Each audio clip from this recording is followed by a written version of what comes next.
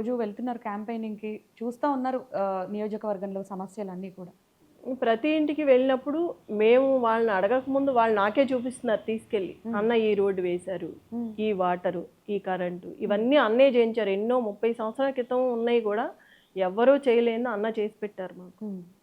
మా ఇంటి పెద్ద కొడుకు అనుకున్నాము. ఆ దిక్కు పోయింది. మేము ఇప్పటి నుంచి ఎవరితో చెప్పుకోవాలి మేము?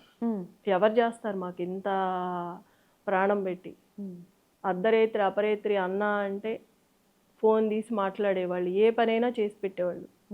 ఎవరుంటారు మాకు ఇప్పుడు అట్లా అని ఏడుస్తున్నారు. నేను చెప్పాను, మీ అన్నలాగే నేను కూడా అండగా ఉంటాను, మీకు పనులు చేసి పెడతాను. గోపన్న ఏదైతే మీకు చెప్పి హామీ ఇచ్చి వెళ్ళారో అవన్నీ నేను నెరవేరుస్తానని చెప్తున్నాను. మీరు తప్పక రాజకీయాల్లోకి వచ్చారు అనే వాళ్ళకి సూటిగా మీరు ఇచ్చే సమాధానం ఏంటండి? గోపీనాథ్ గారు అనుకున్న ఆశయాలు కొన్ని మధ్యలో ఆగిపోయి ఉన్నాయి కాబట్టి అవి నెరవేర్చాలని నేను వచ్చాను. ఎమర్జెన్సీ వస్తే అర్ధరాత్రి అయినా మీరు వెళ్ళగలరా? తప్పకుండా వెళ్తాను.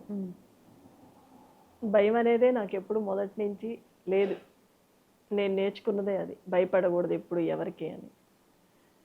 వాళ్ళ గోపన్న ఎలా అయితే వాళ్ళకి అండగా ఉన్నాడో, ప్రతి ఇంటిలో అన్న అని పిలిపించుకునేవాడు, అదే ప్రజలు అందరికీ నేను ఒక సునీతమ్మలా అండగా ఉంటాను. ఆడవాళ్ళకి కష్టం వస్తే ఆడవాళ్ళకే తెలుస్తుంది. కొంతమంది ఆడవాళ్ళు అన్న అంటే చెప్పుకోలేరు. అలాంటిది ఇద్దరం ఆడవాళ్ళమైతే సమస్య ఉండదు అక్కడ. ఓపెన్ అయ్యి చెప్పుకోవచ్చు, నాకు ఈ బాధ ఉంది అనేది వాళ్ళకి అర్థమవుతుంది. అమ్మకి చెప్పుకోవచ్చు మనం వెళ్ళి. అన్నకంటే అన్నీ చెప్పలేము. ఆ విషయం కూడా నాతో చాలామంది చెప్పారు. అన్నకి ఒకటి చెప్పేవాళ్ళం, 2 చెప్పేవాళ్ళం కాదు.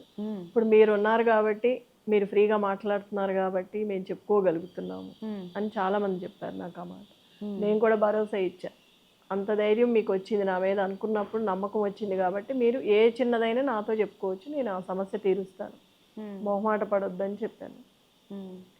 ప్రతి ఇంట్లో పిల్లలు ఉంటారు, పెద్దవాళ్ళు ఉంటారు, అందరూ ఉంటారు. మన ఇళ్ళలో ఎవరైనా పెద్దవని, చిన్నవని, పిల్లలవని ఏదన్నా బాధ కలిగినప్పుడు అమ్మ అని అనుకుంటారు. అమ్మకే చెప్పుకోవాలనుకుంటారు ఫస్ట్. సెకండే నాన్న.